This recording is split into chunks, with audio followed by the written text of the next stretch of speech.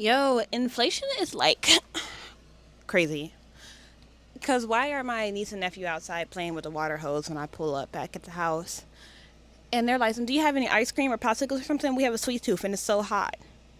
And I don't. So I give them some money so they can go get some ice cream. And why do I have to cough up like $12 just for them to go get some McFlurries from McDonald's? McDonald's, why are you doing this? Cheese and crackers. Half the time, your ice cream machine doesn't even work.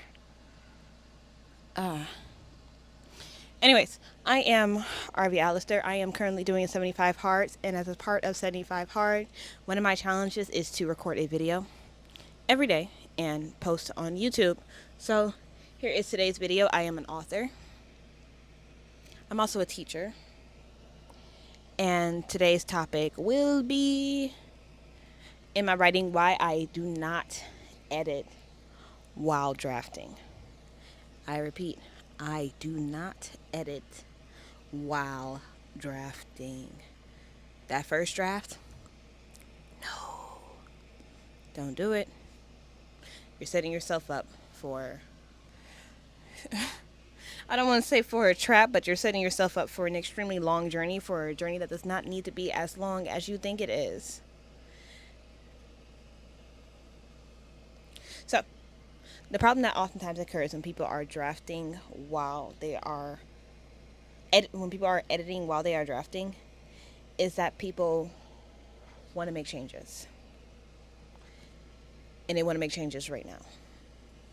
So what ends up happening is you write a scene, then you read over that scene.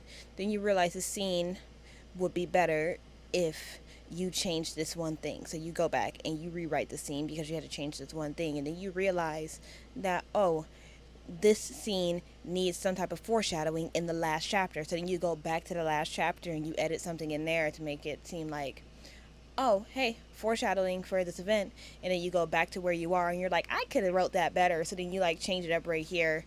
And then you just kind of get stuck. You never really get the chance to continue to, sorry, the shadow from my arm was like getting on my nerves.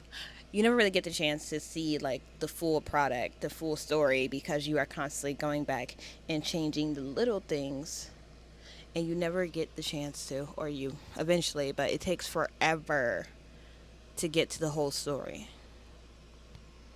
Now, what I do when it comes to first drafts is just spit that stuff out. Like, just get it out.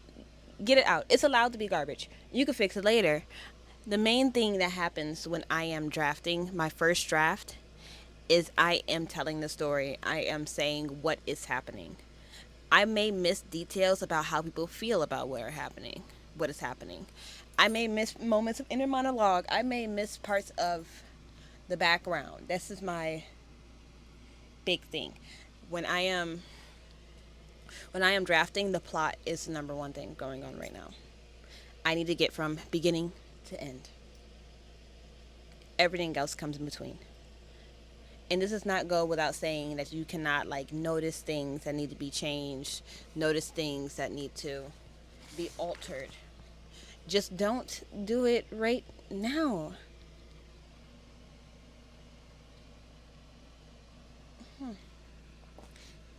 As said in the greatly underrated Disney movie, Meet the Robinsons. Love that movie. Keep moving forward. Just keep moving forward. Keep pushing the story forward. Don't stop. Don't look back. Not until you've reached the end. What I do when I am writing my first draft and I stumble across an area where I feel like I did not write my strongest, or I come across an area where I know I have to connect something from another chapter or insert something else here or go into more detail, I will just put in parentheses somewhere in that area or highlight somewhere in that area a little note to myself. Be more in depth here. Connect this here. Insert card troubles here. And then once I leave that note, guess what I'm doing? I'm moving forward. I'm continuing to write. Because what is the point of me stopping and stopping and restopping to fix the same things over and over again when I don't? I do outline. I do outline. I'm not going to lie to you. I, like a lot of other authors, let my characters run me sometimes. So does my outline always match the story results? No, not at all. If you read my book Blue Lights and you look at the outline that I started writing when I first started like characterizing some of the characters, I wrote the main character Dante. I wrote his mother as someone who was gentle, soft-spoken, kind, understanding, a listener. She's still most of those things. She is not soft-spoken. She will pull a gun on somebody with the quickness. She is extremely kind still. But as she is feeding you, she is also liable to cuss you out for doing whatever dumb stuff you just did. All while still helping you. Like, she cares. She cares a lot. But she does not hold her tongue for anybody. And when I was outlining her, this was so not the woman that I imagined. But when I was telling the story, when I was actually writing it out, that was the woman that was needed for the role. That's who the story needed for the story to be the way it was. It needed that, like, tough love, hard love kind of woman, which reflects a lot on the two main characters, actually, because as time progresses, you see that they love hard. And when I say love hard, I mean they love hard. Like,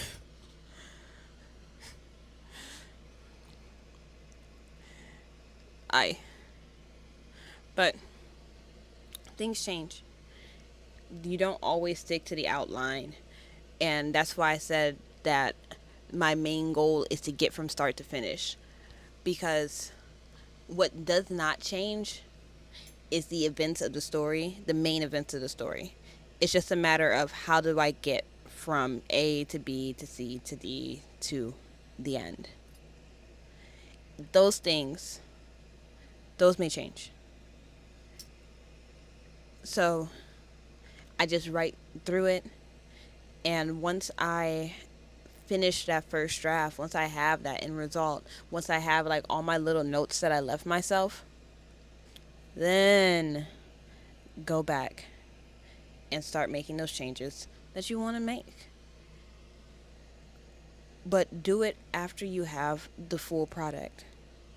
Not the finished product, but the full product. Know what this is going to look like. Know what it's going to sound like. Know what you're working with before you start changing it. It's like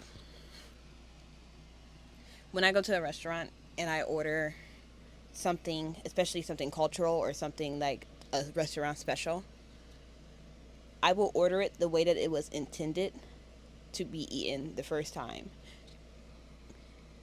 before I make any edits. Even if I'm not the biggest tomato fan and there are tomatoes involved in here, I'm going to order it with tomatoes because that's the way it was intended for it to be written. I'm not going to change anything the first time around because I want to see what comes from what originated. So don't change anything first. Just write it down. Take the pressure off of yourself. It does not need to be perfect. It should not be perfect. Just write. From start to end. Get some things down. If you feel like you can't write this bit better at this moment, it's probably because you can't write this better at this moment. So you going back and editing it again and again. For example, when I'm tired, my writing goes downhill. So if I am currently tired and I look at the scene that I just wrote and I'm like, this scene is garbage, I'm not going to delete this scene and then try and rewrite it right then and there because I am not capable at this very moment of writing this scene any better. Maybe it's not even that I'm tired. Maybe it's something that I don't have a lot of experience in.